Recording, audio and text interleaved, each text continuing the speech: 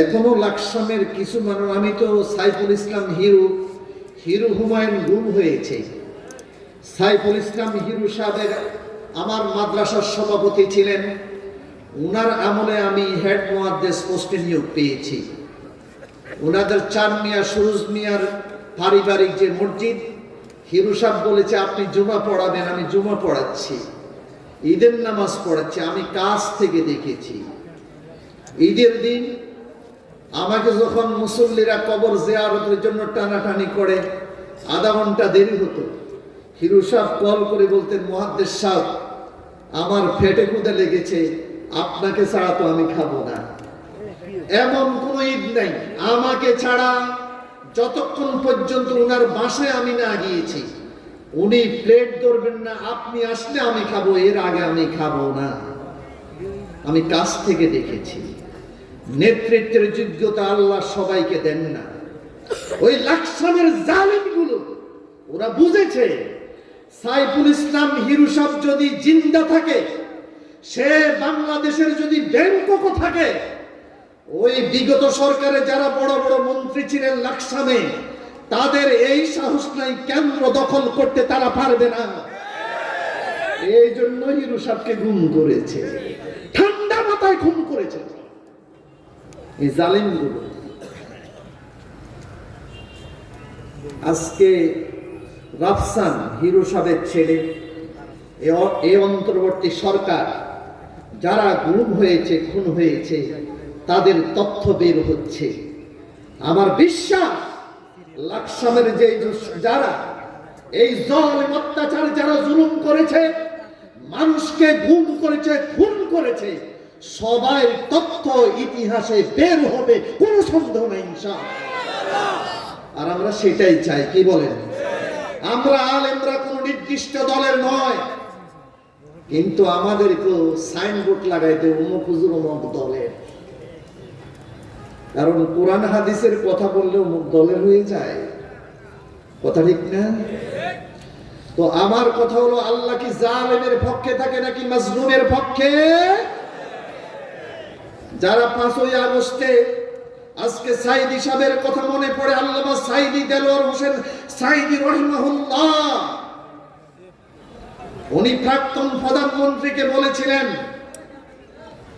শেখ হাসিনাকে বলেছিলেন, ওই চট্টগ্রামের সর্ববিবির তাফসিরুল কোরআন মাহফিলে বলেছিলেন, আপনি যেইভাবে হোক আপনি বাংলাদেশের প্রধানমন্ত্রী হয়েছেন, কোনো সমস্যা নেই, কিন্তু আপনার আশেপাশে বামেরা রামেরা যারা আপনাকে চালাচ্ছে, আপনাকে এমন জোরে ধাক্কা মারবে, আপনাকে ধাক্কা মেরে বাংলাদেশ থেকে ভারতে পৌঁছাই দিবে, বাংলাদেশে আপনার জায়গা হবে না। আমি আশ্চর্য হয়ে গেলাম, আল্লাহ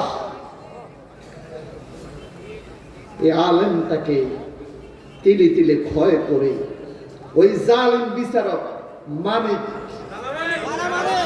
কালামানিক বিচারপতির এই দিন আর সেই দিন আমার সময় নেই।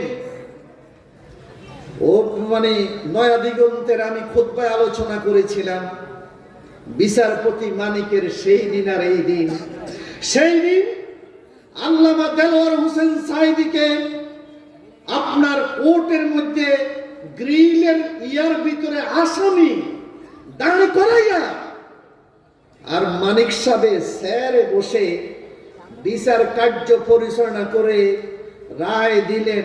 একজন মাত্র বিচারপতি যিনি কলম ধরেছেন, আল্লামা দেলোয়ার হোসেন সাইদিকে ফাঁসির আদেশ দিয়েছেন, বাকিরা কিন্তু যাবজ্জীবন কারাদণ্ড দিয়েছে, অন্যরা ফাঁসির রায় দেয় নাই।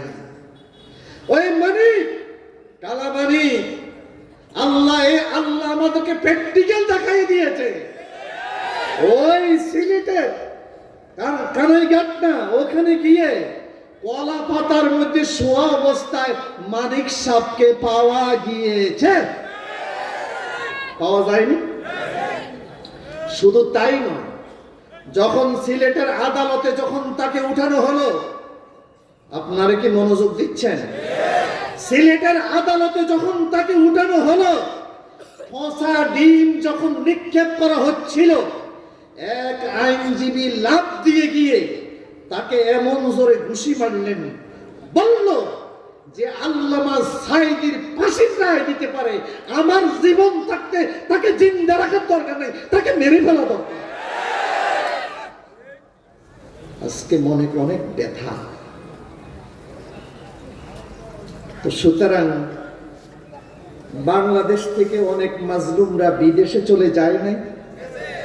মাহমুদুর রহমান সাহেবের নামে 100-র উপরে মামলা হয় নাই। ইসলাম যিনি ইবনে ট্রাস্টের অথবা ইবনে সিনার আবু নাসির সাহেব, উনাকে রাতের অন্ধকারে বলেছে 24 ঘন্টার মধ্যে আপনি দেশ ছেড়ে চলে যান, নতুবা আপনাকেও গুম করা হবে। চলে গেলেন। এত বছর থাকার পরে আবু নাসির সাহেব আবার দেশে ফিরে এসেছেন, মাহমুদুর রহমানও ফিরে এসেছে। তো সুতরাং আল্লাহ কি জালেমের পক্ষ থাকে নাকি মাজলুমের পক্ষে? তবে আল্লাহ পরীক্ষা, দুনিয়া সিজনুল লিল মুমিন, দুনিয়া হচ্ছে মুমিনদের জন্য পরীক্ষার জায়গা। এটা মুমিনের জন্য দুনিয়া হচ্ছে কারাগার, কাফের বেঈমানদের জন্য এটা জান্নাত। মুমিন এখানে পরীক্ষা দেওয়ার জন্য আসছে, যারা পরীক্ষায় পাস করেছে ওরা জান্নাতের মেহমান হয়ে যাচ্ছে। আল্লাহু আকবার বলুন। আমি আপনাদের সামনে সূরা আনফালের রাসূলের সিরাত তাফসীরুল কোরআন মাহফিলের একটি আয়াতের উপর তাফসীর করব। শুনবেন তো আপনারা? মনোযোগ দিয়ে শুনবেন। কোরআনের ক্লাসে কি অমনোযোগী হওয়া যায়?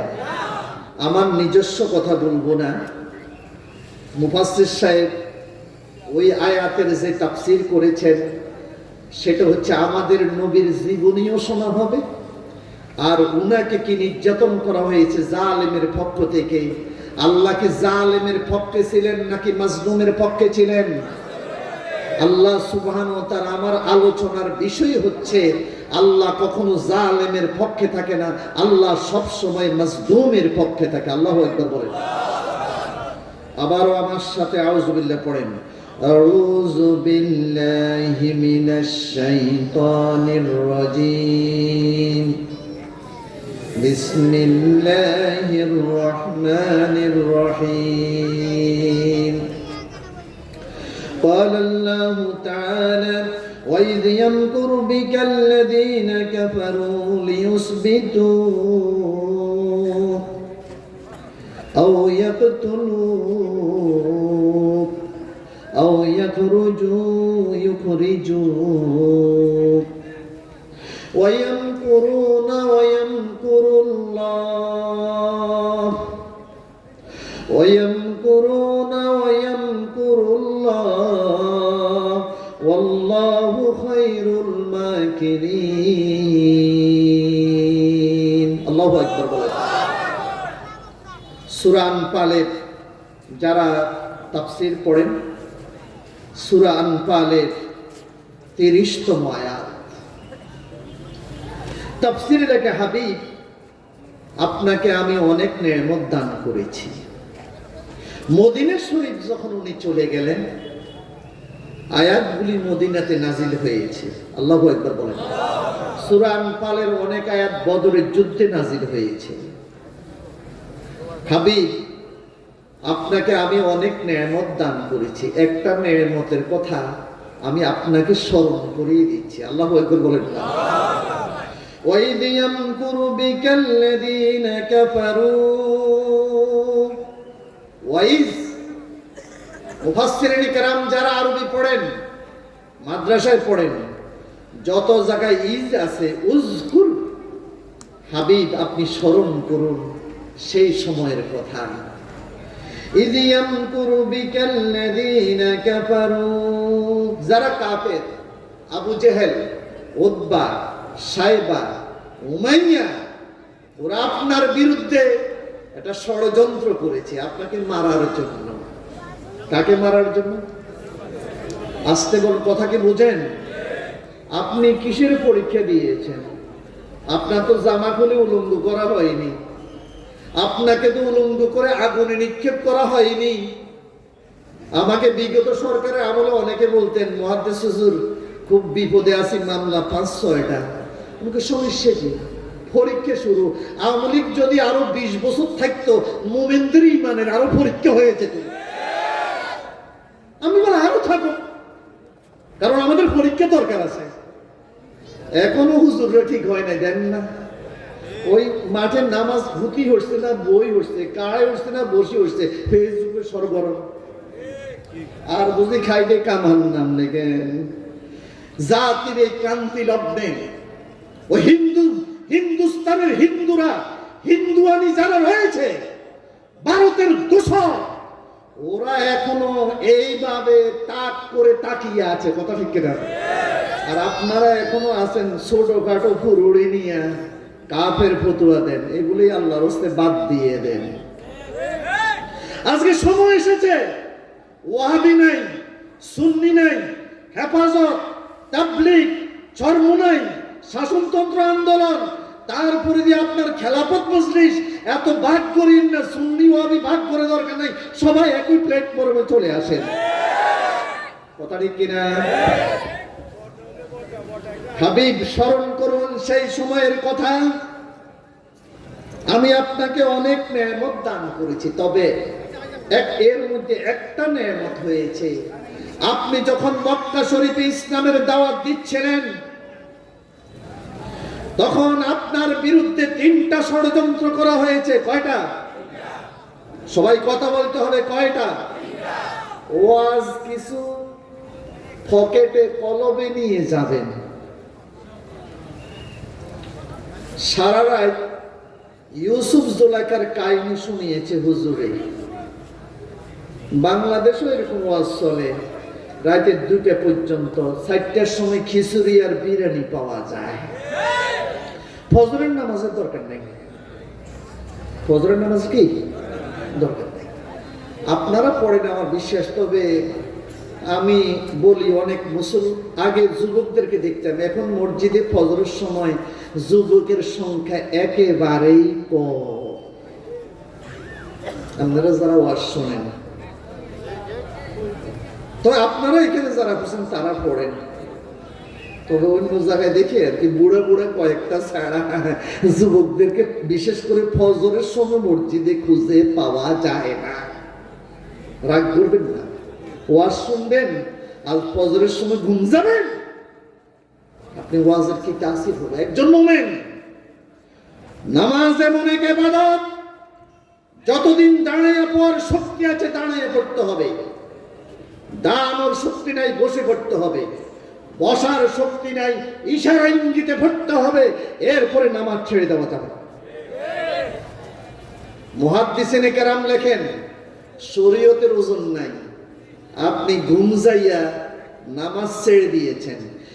এক ওয়াক্ত নামাজ ইচ্ছাকৃত ছেড়ে দেওয়া শরীয়তের ওজন ছাড়া শুকুরের গোশত খাওয়া, মদ খাওয়ার চেয়ে আরো জঘন্যতম কবিরা গুনাহ।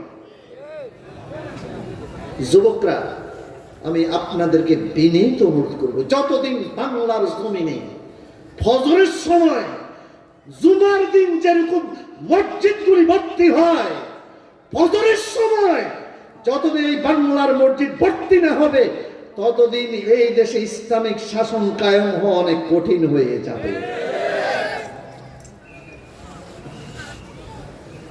তো সারা রাত ওয়াজ শুনেছে, হুজুর ইউসুফ জুলাইকার কাহিনী শুনিয়েছেন। ওই যে জীবনে অনেক ওয়াজ শুনছি, আজকের মতো ওয়াজ আর শুনি নাই। ও আমার দেল এমন শক্ত। আপনাদের কি ঘুম আসতেছে? তো না, অনেকের ঘুম আসতেছে, আমি দেখতেছি। কারণ আমার তো অন্তপক্ষে 25-26 বছর ছাত্র পড়াই, তো এই জন্য একটু বুঝি কিছুটা। ঘুম গিয়ে, এটা একটা ক্লাস। যেই মুফাসসির তাফসীর করবেন, উনি কি করেছেন, উনার 60 মিনিট 1 ঘন্টার একটা ক্লাস, এটাকে আপনার অন্তরে ধারণ করতে হবে। কথা ঠিক কিনা? তো ওয়াজ শোনার পরে ওই সকালবেলা চিন্তা করলো, হুজুরটা কেমন, হুজুরের দোয়া নিতে হবে। এ জীবনেও কান্না আসে নাই, আজকে হুজুরের ওয়াজ শুনে মোটামুটি কেঁদেছে। ফজর নামাজ পড়ে হুজুরের কাছে গেলেন, হুজুর আপনি দোয়া করিয়েন, আপনার মতো বয়ান আর আমার দিলটাও নরম করতে পারে। তবে একটা প্রশ্ন হুজুর, বেয়াদবি মাফ করবেন, কালকে সেই ইউসুফ জুলেখার কাহিনী শোনাইছেন, একটা কথা তো বলেন নাই। সেটা কোনটা? ইউসুফ জুলেখা কি পুরুষ না মহিলা, মুজাক্কার না মুআন্নাস, এটা তো কিছু বললেন নাই। তাহলে ওয়াজ কেমনে বুঝলাম? চিন্তা করেন, ওয়াজ শুনে বিলাপও করছে, জুলেখা পুরুষ কি মহিলা এটাও বোঝে নাই। এরকম ওয়াজ বাংলাদেশে চলতেছে। আল্লাহর ওয়াস্তে সাহাবায়ে কেরাম কিন্তু এরকম ওয়াজ শুনতেন না। এক সাহাবিয়া মহিলা আল্লাহ রাসূলের জুমার দিন তেলাওয়াত শুনে হামিম সিজদা পুরাটা মুখস্থ করে ফেলেছে, শুধু জুমার দিন হুজুরের তেলাওয়াত শুনে। তাহলে আল্লাহ তার হাবিবকে বলছেন, হাবিব মক্কা শরীফ থাকাকালীন আজকে তো মদিনাতে ইসলামিক স্টেট কায়েম করছেন, আপনার কি সেই ইতিহাস মনে পড়ে? আপনি যখন মক্কা শরীফে ছিলেন আপনার বিরুদ্ধে 3টি ষড়যন্ত্র করা হয়েছে। কয়টা? আমি শুধু বাংলা তরজমা করছি আগে।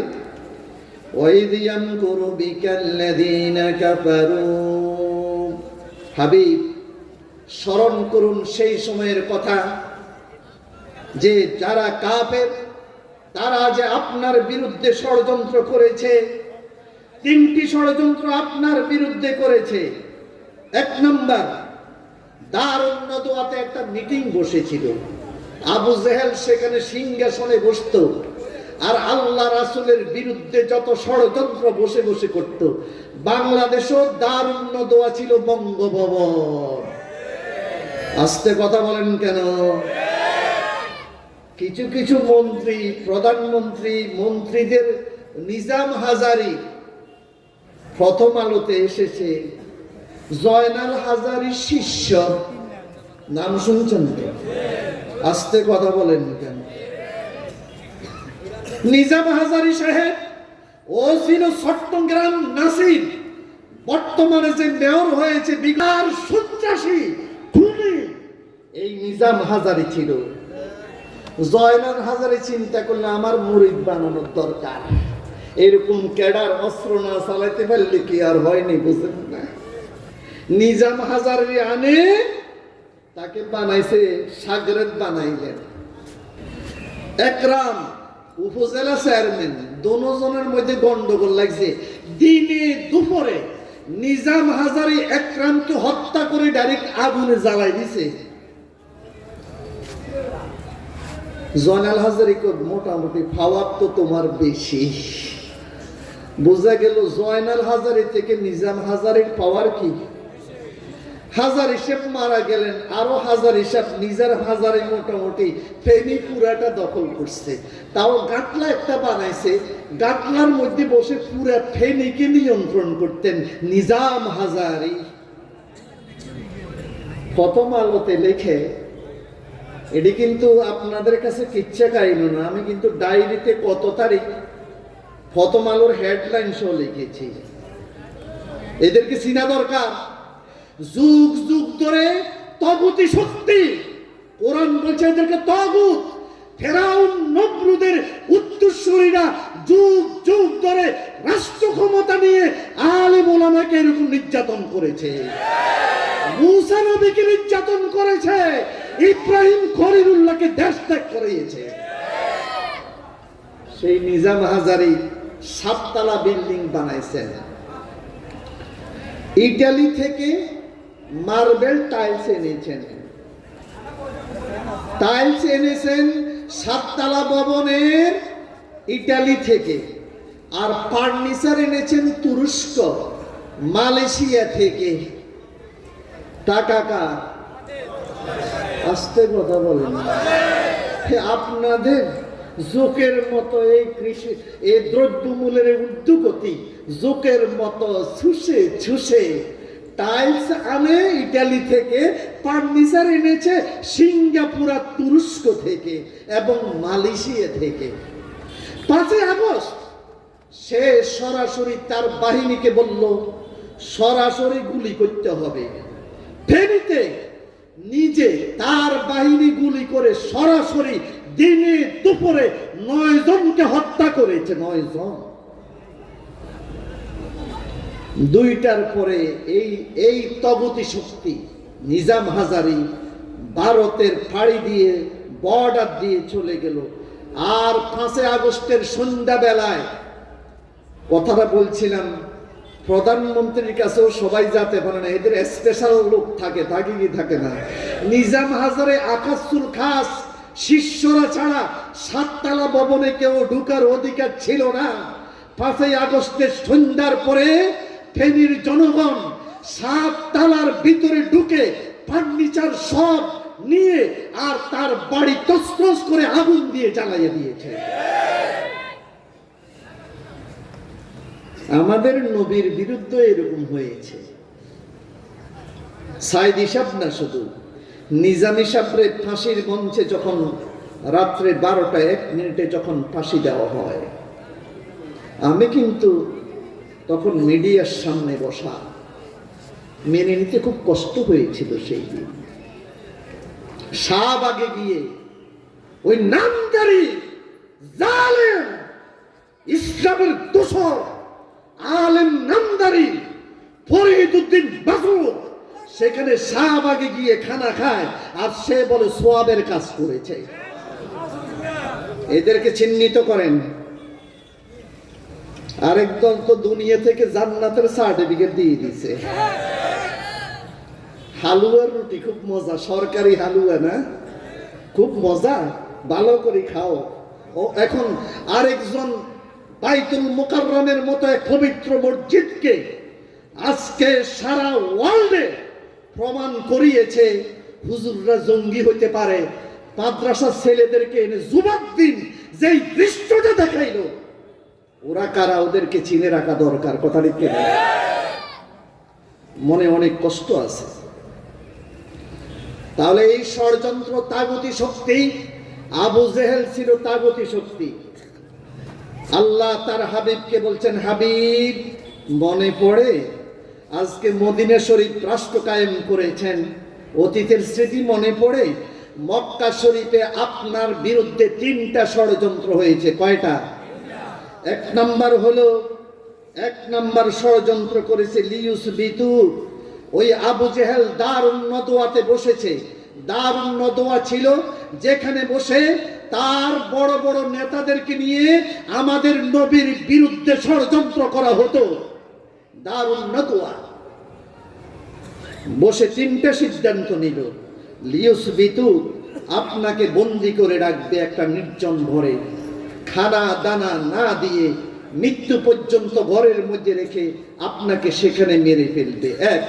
2 নম্বর সিদ্ধান্ত ছিল আও ইয়াকতুলু, সরাসরি আপনাকে হত্যা করে টুকরা টুকরা করে আপনার লাশ 100 কাউমের মধ্যে ভাগ করে দিবে। 3 নম্বর, অথবা ইউখরিজুকা, আপনাকে মক্কা শরীফ থেকে বের করে দিবে। কয়টা ষড়যন্ত্র? আরো জোর বলেন, কয়টা? এই আয়াতের তাফসীরে লেখা ইবনে আব্বাস রাদিয়াল্লাহু তাআলা আনহু, যেহেতু তাফসীরুল কোরআন মাহফিল, আয়াতের তাফসীর করতে হবে হাদিস দিয়ে। আব্দুল্লাহ ইবনে আব্বাস এই আয়াতের তাফসীর লেখেন, কি ষড়যন্ত্র হয়েছে? ইন্না নাফারান মিন আশরাফ কুরাইশ ইসতামাউ ফি দারিন নদওয়া। আবু জেহেল নেতৃত্বে দারুন নদওয়ার মধ্যে তারা সেই দিন একটা মিটিং করেছিল, কুরাইশদের বড় বড় নেতৃবৃন্দ। ফাতারাজুম ইবলিস ফি সূরাতে শাইখিন জালিলিন, একজন ইবলিস দবদবে পোশাক পরে বুড়া ঢেন্ডুরা বুড়া লাঠিবদ দিয়ে সেই মজলিসে হাজির হলেন। ফালাম্মা রাআহু ক্বালু মান আনতা, আবু জেহেল সহ তাকে দেখে বললে, বুড়া আপনি কে, আপনার পরিচয় কি? আমার চিনবা কিনবা না, আমি একজন বুড়া মানুষ, তবে তোমাদের বিভিন্ন কাজে আমার লাগতে পারি, তোমাদের এই পরামর্শের মধ্যে আমাকে রাখলে ভালো হয়। এটা কে বুঝছেন তো? এরকম ইবলিস বাংলাদেশে আছে কি নাই? বহুত আছে। আল্লাহ আমাদেরকে হেদায়েত নসিব করুন। কালা শাইখুন মিনাল আরবে, ও আমার পরিচয় জানতে জানো? শায়েখ, শায়েখ মানে আশায়েখ ফি ফান্নিহি, যেই যে বিষয় পণ্ডিত, তোমরা যেই বিষয়টা বসেছো মুহাম্মদের বিরুদ্ধে একটা পরামর্শ করিবা, আমি আরবের শায়েখ, আমার পরামর্শটা তোমাদের কাজে লাগতে পারে। কথা বুঝছেন তো? শয়তান যে যে স্টেনের যে পর্যায়ে তাকে সেই রকম মেডিসিন দেয়। কথা বুঝেন না? একদল সাইরক্ত হড়ে, আর ফজরের সময় মানে একসাথে পড়িলেস, 8টার সময় পড়লেও কোনো সমস্যা নাই, ডোজ এটা দিয়ে দেয়। কথা বুঝছেন তো? তো আবু জেহেল বলল, মারহাবা, আসেন আসেন। আসছে, ফারাদতু আনা হাজুরাকুম ওয়ালা ইয়াইদুকুম মিন্নি রায়ুন, আমি নিজকে মনে করলাম তোমাদের এই মজলিসে না আসি আর পারতেছি না, তোমরা যে পরামর্শ করো এখানে কি অল্প বয়সের যুবক, তো আমার পরামর্শটাও কাজে লাগতে। কথা কি বুঝেন? আচ্ছা, কালা ইবনে আব্বাস, আব্দুল্লাহ ইবনে আব্বাস বলেন, শেষ পর্যন্ত এখানে এই মজলিসের মধ্যে ইবলিস ঢুকলো। ঢোকার পরে এক একজন করে পরামর্শ। আবু জেহেল বলল, মুহাম্মদের বিরুদ্ধে এখন উনি যে দাওয়াত দিচ্ছে, মুহাম্মদের বিরুদ্ধে কি করা যায় পরামর্শ দাও। কথা কি বুঝছেন? একদল পরামর্শ বললেন যে উনজুর ফি শানে হাযার রাজুল ইয়ানি মুহাম্মাদান। একজন যুবক দাঁড়িয়ে বললেন, আমার একটা পরামর্শ আছে। কি পরামর্শ? আমার আহবিসুহু ফি ওয়াসাকিন, একটা নির্দিষ্ট ঘরের মধ্যে হাত বেঁধে অনেক দূরে নিয়ে যেতে হবে, যাতে উনার মুরিদানরা টের না পায়। তখন ইসলামের দুর্দিন, গোপনে গোপনে ইসলামের দাওয়াত চলে, প্রকাশ্যে ইসলামের কেউ কথা বলতে পারে না। বলল যে এমন দূরে নিয়ে যাবে, নিয়ে একটা ঘরে বন্দি করে রাখবে, খানা দানা দিবে না, মোটামুটি কয়েকদিন পরে ওখানে মরে থাকবে। কথা কি বুঝছেন কিনা? যিনি নাউজুবিল্লাহ পড়ছেন উনি অবশ্যই ওয়াজ বুঝছেন।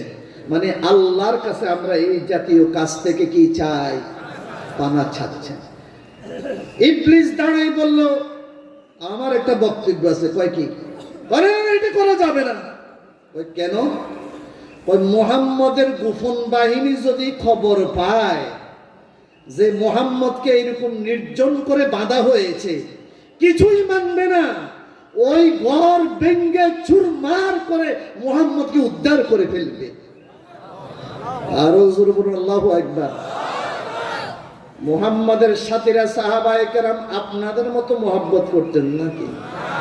12 রবিউল আসলে মোটামুটি জিন্দা নবীর আগমন, শুভেচ্ছার স্বাগতম, বালা করে জিলাপি খাওয়া, আর পুরা 12 মাসে আল্লাহ রাসূলের সিরতের দরকার নাই না? এই মহব্বত করতেন না? আসেন, শেষ পর্যন্ত আবু জেহেল বলল, আমাদের যে মুরব্বী সাহেব যে পরামর্শ দিস না, এটা করা যাবে না। বলল, তুমি কি পরামর্শ? আরেকজন দাঁড়িয়ে বললেন, আমার পরামর্শ আছে। কয় সেটা কি? ও উনাকে এই দেশ থেকে বের করে দেন, এটাই ভালো। কয় বের করে দেব? এটাও তো ভালো। উনি আরেক দেশে যাই, যেটা মনে করে এটা করুক। আমাদের এই দেশে এই মক্কার জমিন 146 দ্বারা জারি করে দেন, এখানে আর তাফসীর মাহফিল চলবে না, ঠিক না? বাংলাদেশে হয় নাই? রাসূলের বিরুদ্ধে 146 দ্বারা জারি করেছে আবু জেহেল। ইবলিস দাঁড়িয়ে বলল, তোমার এই পরামর্শ আমার বেশি সুবিধা মনে হয় না। কয় কেন? মুহাম্মদকে যদি অন্য দেশে পাঠাও, উনার ভাষা জীবনে একবার যদি কেউ উনার বয়ান শুনে, উনার আলোচনা শুনে, উনার কথা শুনে উনার ভক্ত হয়ে যায়, জীবন থেকেও উনাকে বেশি ভালোবাসে। অন্য দেশে পাঠাইলেও উনার ভক্তবৃন্দ মিলে একবার একদিন তোমাদের মক্কা শরীফ আক্রমণ করে দখল করে ফেলবে, এটাই পরামর্শ আমার পছন্দ হচ্ছে না। আবু জেহেল কয় তাও তো ঠিক। আবু জেহেল বললে তাহলে আমার পরামর্শ আছে, নিজেই দাঁড়াইলেন। দারুন নদওয়া মনে আছে তো? সবাই বলেন নাম কি? এটা কি ছিল? বাংলাদেশের বঙ্গভবনের মতো না, আয়নাগর। আয়নাগর কি ঘর? আহা, আব্দুল্লাহ আল আমান আজমি। এই জাতি আমাদের দুর্ভাগ্য, আমরা দলের কারণে বিভিন্ন কারণে ডিবেট করে ফেলি। আব্দুল্লাহ আল আমান আজমি কোন দলের সম্পদ নয়, সে এশিয়া মহাদেশ বাংলাদেশের বড় সম্পদ। তার অধীনে চাকরি করেছে একজন সেনাবাহিনীর অফিসার। আমার সাথে কথা হয়েছে, আমান আজমি আমার স্যারের রুমে গেলে শুধু বিভিন্ন দেশ থেকে স্যার যে আপনার বিভিন্ন পুরস্কার পেয়েছেন, গোল্ড মেডেলিস্ট, এগুলি ছাড়া কিছুই দেখা যায় না। এত মেধাবী, যেই পরীক্ষাতে এটাই ফার্স্ট, জীবনে কোনোদিন সেকেন্ড হয় নাই। বাংলাদেশ সেনাবাহিনীর প্রধান নয়, এশিয়া মহাদেশের যদি সেনাবাহিনীর প্রধানের যোগ্যতা থাকে সেটা হচ্ছে আব্দুল্লাহ আল আমান আজমি। সেই লোকটাকে 24 ঘন্টার মধ্যে চাকরি খেয়ে ফেলল। আর আজ থেকে 8-10 বছর আগে ইয়ং জেনারেশন আমাদের মরহুম গোলাম আজম সাহেবের জানাজা পড়াইছেন উনি। তখন আমি ওনার ইমামতি দেখেছি, প্র্যাকটিক্যাল।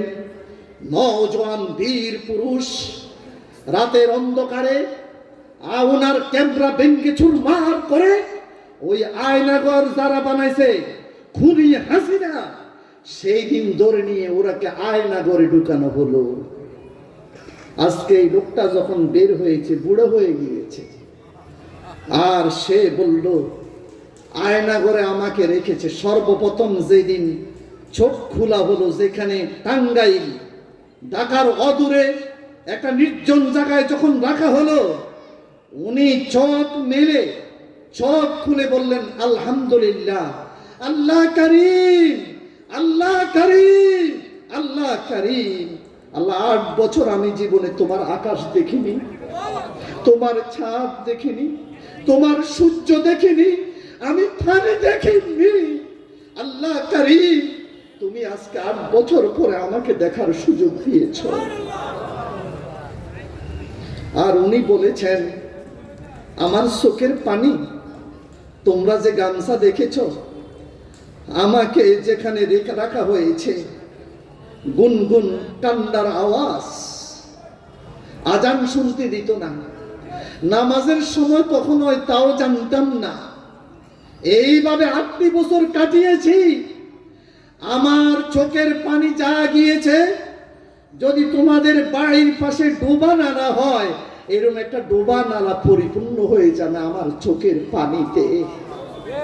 কারণ চোখ ক্ষত হয়ে গিয়েছে, আমার হাত ক্ষত হয়ে গিয়েছে, হ্যান্ডকাপ পরাইয়া রেখেছে, হাতও ক্ষত হয়ে গেছে, চোখের গর্ত হয়ে গেছে আমার। হাজিরিন, আবু জেহেল দাঁড়িয়ে বলল আমার একটা পরামর্শ আছে। বলল কি পরামর্শ? বলে যে আমার পরামর্শ হলো, মোহাম্মদ যেই ঘরে থাকবে সেখানে 100 যুবক তার ঘরকে ঘেরাও করে ফেলবে। ঘেরাও করে মোহাম্মদ যখন বের হতে চাইবে, 100 যুবক একসাথে আক্রমণ করে মোহাম্মদকে টুকরা টুকরা করে ফেলা হবে। করে ওর রক্ত 100 কাউমের মধ্যে ভাগ করে দেওয়া হবে। এগুলি আমাদের হুজুর আব্দুল্লাহ ইবনে আব্বাস এই তাফসীর করেছেন। শয়তান দাঁড়িয়ে বলল, ওয়াইস এতক্ষণ পরে আমার মনের কথা বলেছ। জোরে বলুন না নাউজুবিল্লাহ। আপনারা কি অন্য মনোযোগী হয়ে যাচ্ছেন? আমার আলোচনা প্রায় শেষ পর্যায়ে, যেহেতু আমার নির্দিষ্ট সময়, আমি শুধু আয়াতের তাফসীর, শুধু হাদিস একটা শোনাচ্ছি, আমার কথা নয়। কি ষড়যন্ত্র দেখেছেন? যত ষড়যন্ত্র করুক, আল্লাহর কৌশলের সাথে পৃথিবীর কারো ষড়যন্ত্র কোনোদিন টিকে নাই, অদূর ভবিষ্যৎ টিকবে না ইনশাআল্লাহ। কথা ঠিক না? সেই আল্লাহ কি এখনো আছেন কি নাই? সবাই একটা স্লোগান দেন, লিল্লাহে তাকবীর, লিল্লাহে তাকবীর, লিল্লাহে তাকবীর, আল্লাহু আকবার। আমি আল্লাহই সবচেয়ে বড়। ইবলিস দাঁড়িয়ে বলল, তোমার কথা আমার খুব পছন্দ হয়েছে। বাস, সিদ্ধান্ত হয়ে গেল। জিবরাইল আলাইহিস সালাম এসে বললেন, ইয়া রাসূলুল্লাহ, আজকে আপনি এই রাত্রে আপনাকে বের হয়ে যেতে হবে। আপনি মক্কা শরীফ থেকে মদিনাতে হিজরত করতে হবে। আল্লাহ রাসূল হযরত আলী রাদিয়াল্লাহু তাআলা আনহুকে রাসূলের বিছনায় শোয়া আল্লাহ রাসূল রওনা হয়ে গেলেন। শুনে দেখেন, রওনা হয়ে গেলেন। কথা কি মনে আছে তো? তাহলে ষড়যন্ত্র কয়টা হয়েছে? আরো সবাই বলেন কয়টা? কার বিরুদ্ধে?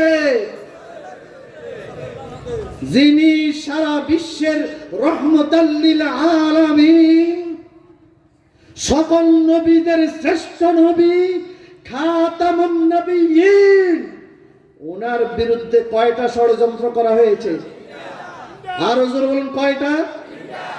এক নাম্বার হলো আপনাকে বন্দী করে রাখা, ইয়েনে মরে থাকবে। 2 নম্বর আপনাকে দেশ থেকে বের করে দেওয়া। 3 নম্বর আপনাকে হত্যা করে টুকরা টুকরা করে রক্ত গোশত ভাগ করে 100 কওমের মধ্যে ভাগ করে দেওয়া। চূড়ান্ত সিদ্ধান্ত তারা এটাই নিয়েছেন। জোরে বলবেন না নাউজুবিল্লাহ। তাদের ষড়যন্ত্র সার্থক হয়েছে তো? বাস্তবায়ন হয়েছে তো? জালেম ছিল কে? মাশাআল্লাহ। জালেম ছিল কে? মাজলুম কে? আল্লাহ কি জালেমের পক্ষে নাকি মাজলুমের পক্ষে? 100 যুবক ঘেরাও দিয়ে ফেললেন। কত যুবক? হাতের মধ্যে কি? হাতের মধ্যে কি? তরবারি দেখি। ওই যুগের তরবারি যুদ্ধ, ওই যুগে মেনজানিক কোনো অস্ত্র ছিল না। অত্যাধুনিক ওই যে 5ই আগস্ট পুলিশরা যে অস্ত্র ব্যবহার করেছে এগুলি ছিল না। ওই যুগে ছিল তলোয়ারের তরবারি, ঠিক না? 100 যুবক, আল্লাহর নবী যেই ঘরে শুয়েছেন 100 যুবক ওই ঘরের চতুর্পাশে ঘেরাও করে ফেলেছে। আল্লাহর নবী হযরত আলী রাদিয়াল্লাহু তাআলা আনহুকে, হ্যাঁ আমার আর 15 মিনিট সময়, আশা করি আমি শেষ করতে পারবো ইনশাআল্লাহ। আপনারা কি শুনবেন মনোযোগ দিয়ে? আপনারা শোনেন বা না শোনেন, তবে একটা কথা মনে রাখবেন, কোরআনের তাফসীর, তাফসীরুল কোরআন, এখানে আমাদের নিজস্ব কথা বলা দরকার নেই। কি বলেন আপনারা? আমি সূরা আনফালের 30তম আয়াত আর এটার আলোকে আব্দুল্লাহ ইবনে আব্বাস যে তাফসীর করেছেন শুধু এটাই আপনাদেরকে শোনাচ্ছি। 100 যুবক চতুর্পাশে দাঁড়িয়ে গেলেন। আল্লাহ রাসূল ভয় পেয়ে গেছেন নাকি? ভয় পেয়েছেন? ভয় পেয়েছেন? আল্লাহু আকবার, কি বলেন! এক যুদ্ধে 6ষ্ঠ হিজরিতে যুদ্ধ করে মরুভূমিতে বিশ্রাম নিচ্ছেন সাহাবায়ে কেরাম। একটা কাঁটাযুক্ত গাছ, একটু ছায়া দেখো হুজুর, আপনি এখানে বিশ্রাম নেন। আল্লাহ রাসূল বুখারী শরীফ কিতাবুল মাগাজি তরবারিটা পাশে রেখে বিশ্রাম নিচ্ছেন। এক বেদুইন সুযোগ বুঝে এসে রাসূলের তরবারিটা নিয়ে বলতেছেন, মুহাম্মদ তোমাকে এখন কে রক্ষা করবে? রাসূল কিন্তু খালি, বেদুইন তরবারি নিয়ে গেছে, আপনার আর আমার অবস্থা কি হতো? রাসূল শুধু বলেছেন আল্লাহ, আরো জোরে বলেন আল্লাহ। আল্লাহ শব্দ বলার সাথে সাথে সে কাঁপা শুরু করেছে। হযরত ওমর দূর থেকে দৃশ্য দেখে দৌড়ে আসছে। রাসূল বলেন, ওমর থামো। ও আমি যখন বিশ্রাম নিচ্ছিলাম, ও আমার তরবারি নিয়ে গেছে, আমাকে বলতেছে, মুহাম্মদ তোমাকে কে রক্ষা করবে? আমি বলেছি আল্লাহ। সে সাথে সাথে তার তরবারি পড়ে গেল। তো হুজুর আর দেরি দরকার নেই, দাঁড়ানি, ছেড়ে দেন, তার কল্লা আমি এখনই শেষ করে ফেলবো। হযরত ওমর সব মেনে নিতেন। রাসূলের সাথে যদি কোনো বেয়াদবি হয়, এটাও ওমর মেনে নিতেন না।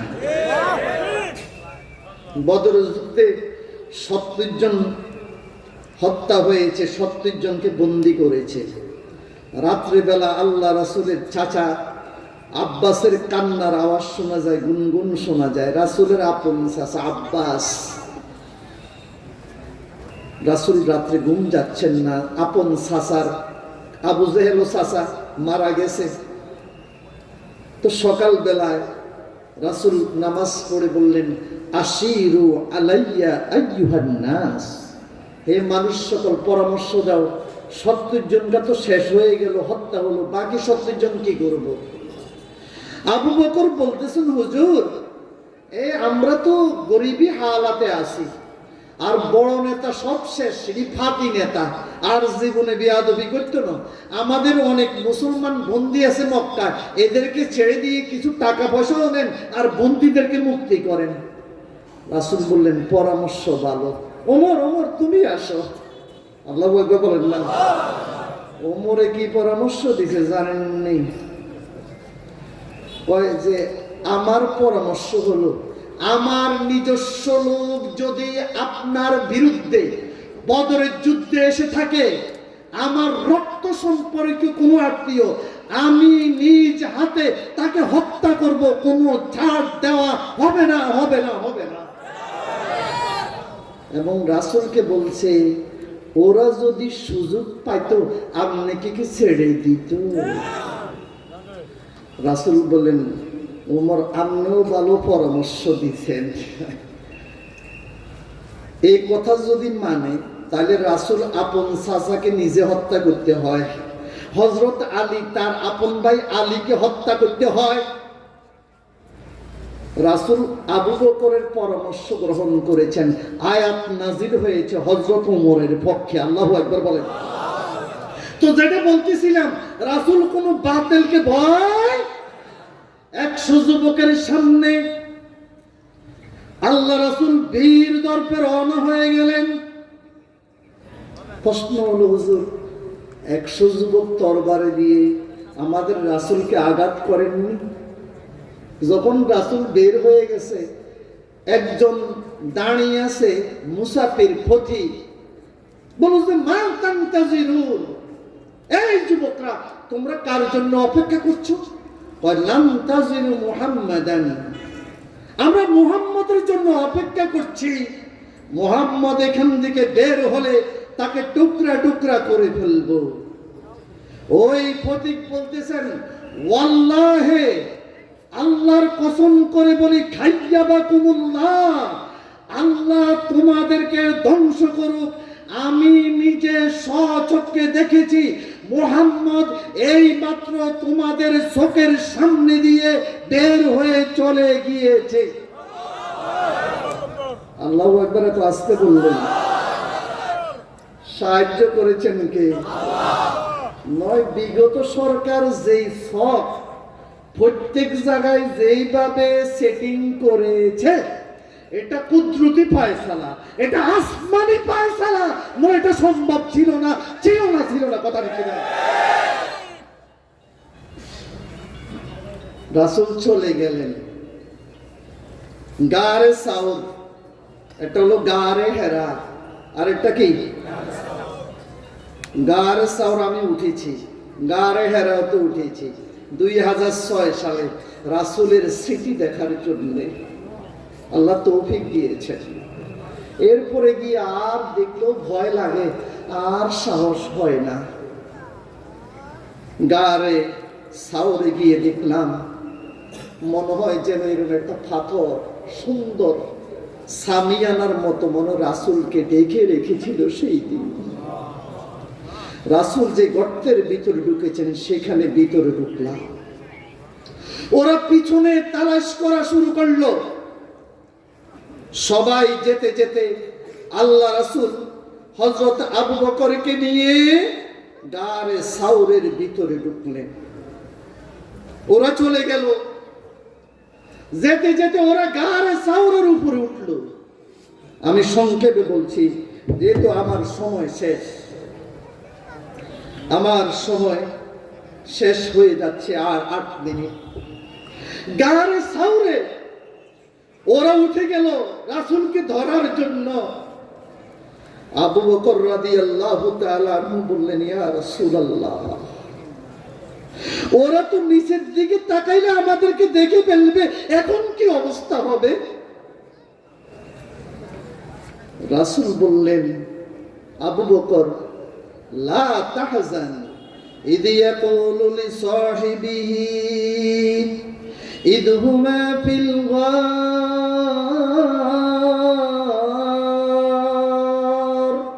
হাবিব, মনে পড়ে আপনি আর আবু বকর যখন গর্তের ভিতরে ছিলেন। আল্লাহু আকবার। ইদ হুমা ফিল গার, আপনি আবু বকর যখন গর্তের ভিতরে ছিলেন। ইদ ইয়াকুলু লিসাহিবিহি লা তাহজান ইন্নাল্লাহা মা'ানা।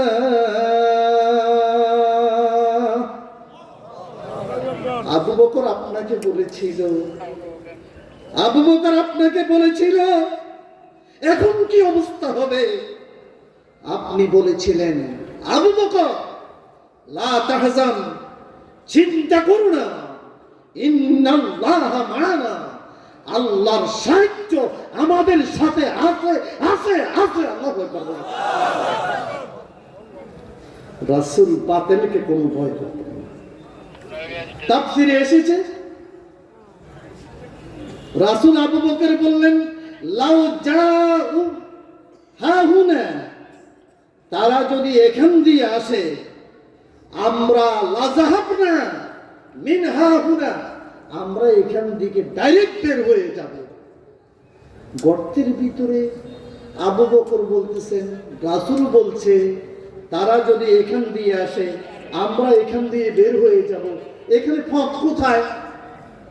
আবু বকর দেখতেছে পুরো সুড়ঙ্গ পথের মতো ওই রাস্তার শেষ মাথায় নদী দেখা যাচ্ছে, সেখানে একটা নৌকা মাঝি সহ অপেক্ষা করতেছে। আরো জোরে বলুন আল্লাহু আকবার। রাসূল সেই দিন গর্তের ভিতর থেকে উমাইয়া ইবনে খালদ, এরা বলতে গর্তে আছে, দেখেন রাখে আল্লাহ মারে কে। উমাইয়া ইবনে খালদ বলতেছে, তোদের মাথা খারাপ? কবুতরে বাসা বেঁধেছে, তারপরে মাকড়সার বাসা 40 বছর আগে, এখানে মানুষ কোত্থেকে? অথচ নিচের দিকে বার করে তাকালে ধরে ফেলতে পারে। আল্লাহ পারেন কি পারেন না? আসতে বলেন কেন, পারেন কি পারেন না? আন্নাল কুওয়াতা লিল্লাহি জামিআ, সকল শক্তির মালিক কে? সকল ক্ষমতার মালিক কে? সুতরাং কেউ যদি দাবি করেন 5ই আগস্ট অমুক দল করছে, অমুক দলে করছে, অমুক দলে করছে, আমি কে এগুলি বলবেন না। ফায়সালা কোথায়? ফায়সালা কোথায় হয়েছে? আসমানে ফায়সালা হয়েছে। আল্লাহ সুবহানার ফায়সালা ছিল, নতুবা এটা সম্ভব ছিল না। কথা ঠিক না? তবে জমিনে রক্ত দিতে হয় এটাও শিখিয়েছে। গুলির সামনে আবু সাইদ যখন এইভাবে দাঁড়িয়েছিল, আমি তার ছবি দেখি, কারণ পুলিশের সামনে যখন এইভাবে দাঁড়িয়েছে, এই দাঁড়ানোর মধ্যে কোনো লুকোচুরি ছিল না, চুরি ছিল না, আপনার লৌকিকতা ছিল না, বানাউটি ছিল না। সে দেশের জন্য, রাষ্ট্রের জন্য গুলির সামনে বুক পেতে দিয়েছে। এরকম কিছু যুবক বাংলাদেশে দরকার আছে কি নাই?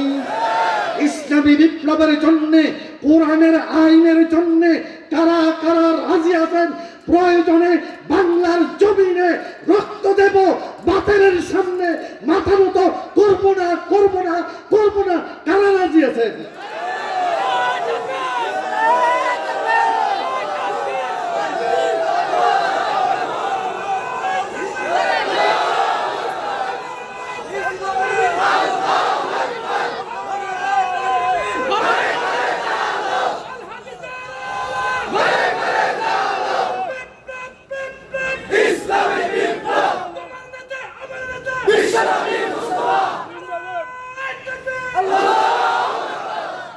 বাংলার জমিনে সেই তাগুতি শক্তি আবার জয়নাল হাজারী আসবে, এটা কি আপনারা চান? আবার নিজাম হাজারী আসবে, এটা কি চান? ওই নারায়ণগঞ্জের নাম কি? ওই গডফাদাররা তাগুতি শক্তি এই রাষ্ট্রের চেয়ারে বসে মানুষের উপরে অত্যাচার করবে, জুলুম করবে, এটা কি আপনারা চান? এটা আমরা চাই না। যেই দলের হোক, যদি ভালো মানুষ হয় আমরা কি গ্রহণ করে নেব কি না? কিন্তু আবার এই চেয়ারে বসে ফাঁকি নেতা, বাতি নেতা, আগাছা ফরগাছা সমাজে বিড়ি টানে, রাত্রে তাস খেলে, এরা আমাদের সামনে নেতৃত্ব দেয়। আর সালামা ওয়ালা কালামা, সালাম কালামও দেয় না, মুখটা এরকম মনে হয়। আমরা স্পষ্ট বলে দিতে চাই, এটা 90% মুসলমানের দেশ, কথা ঠিক কিনা? যারা মাজলুম হয়েছে, আমরা মাজলুমের পক্ষে আছে কিনা? উনাদের বাড়ি আক্রমণ করা হয়েছে, ওই লালমাই থেকে ক্যাডার বাহিনী এসে দিনে দুপুরে বাড়ি আক্রমণ করেছে, ঠিক না? আমরা এরকম জালেম বাংলাদেশে আর দেখতে চাই না। বিএনপি অন্যান্য যে কোনো দলে হোক, আমরা সবার সাথে ঐক্যবদ্ধ হয়ে এই দেশের চেয়ারগুলি, আপনার সংসদীয় চেয়ার হোক, রাষ্ট্রের চেয়ার হোক, ইউনিয়ন মেম্বার হোক, চেয়ারম্যান হোক, আমরা কিছু ভালো মানুষ দেখতে চাই। রাজি আছেন কিনা? সর্বশেষ মেহমান আসতেছে, আমার আলোচনা শেষ করে দিচ্ছি। তাহলে আল্লাহ সুবহানাহু ওয়া তাআলা কোরআনে কারিমে বলছেন, সেই দিন গারে সাউর থেকে আল্লাহর নবীকে সাহায্য করেছেন কে? আরো জোরে চিৎকার বলেন কে? নারে তাকবীর, নারে তাকবীর। প্রধান বক্তা